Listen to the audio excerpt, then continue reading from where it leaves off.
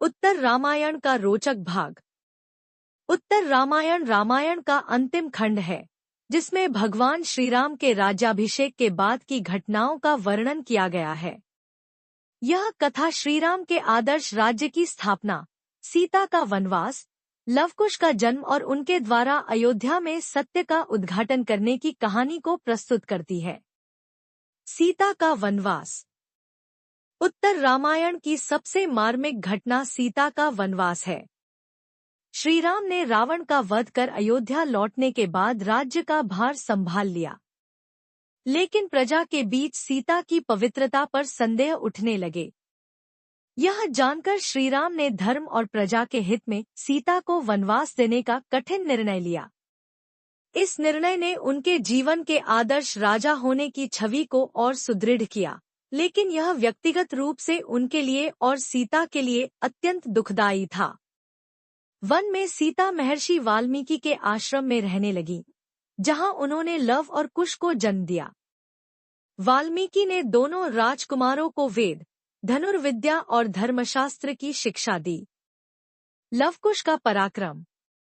Love और कुश ने रामायण की कथा को गाने और जनवरी से जनवरी तक पहुंचाने का कार्य किया। जब अश्वमेध यज्ञ के लिए श्रीराम का अश्व अयोध्या से निकला, तब लवकुश ने उसे रोक लिया। उन्होंने अश्व को छोड़ने से इनकार कर दिया और श्रीराम के सैनिकों के साथ युद्ध किया। उनका अद्भुत पराक्रम देखकर हनुमान, लक्ष्मण और अन्य योद्धा भी पराजित हो गए।